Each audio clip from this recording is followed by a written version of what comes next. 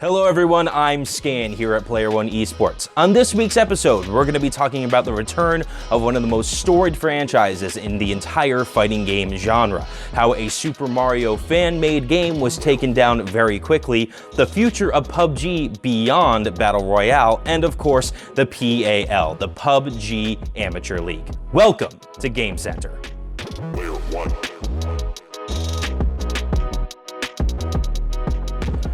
Kicking things off this week is the return of a storied fighting game franchise. Samurai Shodown, also known as Samurai Spirits in Japan, has just seen its first game released in over 11 years.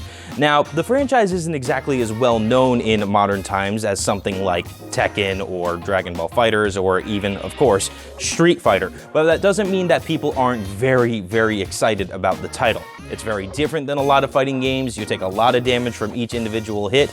It's a nice change of pace, and more importantly, the game is reviewing very well. It's averaging about an 8.2, 8.5 out of 10 for most reviewers, which for the first shot of the franchise in over a decade, that's some pretty good work if you ask me. Some interesting internet drama this week as Super Mario Battle Royale, which made a huge wave on the internet as soon as it was released, was very quickly taken down by Nintendo's legal team. But the game very quickly was able to replace its assets and re-release as DMCA Royale.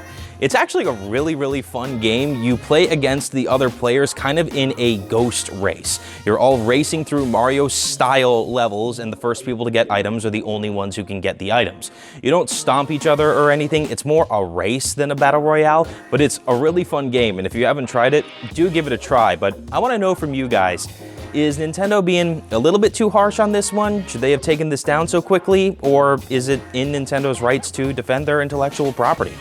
I mean, it is, but it's not like money was being made from this, right? Beyond Battle Royale.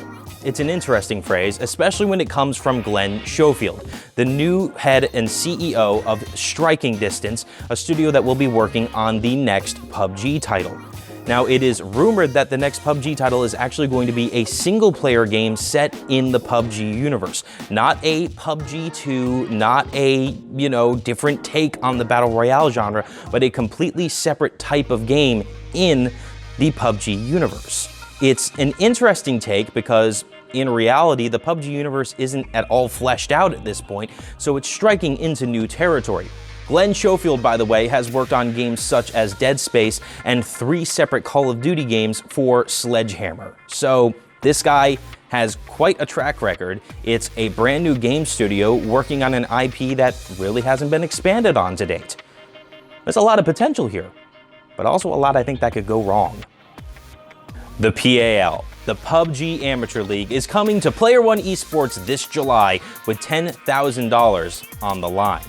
If you think you and your squad have the skills and the luck, really, to get that chicken dinner, you can sign up for the event at playeroneesports.com/PAL. Head to the website for dates, times, and all the information you need to know about the PUBG Amateur League.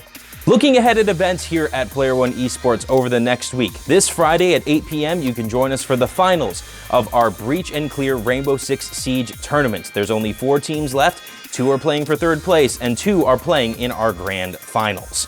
On Saturday, you can join us for Bush Campers, our live Fortnite event from the Player One Arena here in Indianapolis. That will be happening at 11 a.m., again, here at the arena. And on Sunday, as always, at 2 p.m. Eastern Time, is our $1,000 PUBG Duo Domination event. But that's going to wrap things up here at Player One Esports. Thank you again for joining us here on our YouTube channel. Please give us a like and a subscription to the channel, as your support is constantly driving us to do bigger and better things. But for Player One Esports, I am Scan, and again, this has been Game Center. Game on, everybody.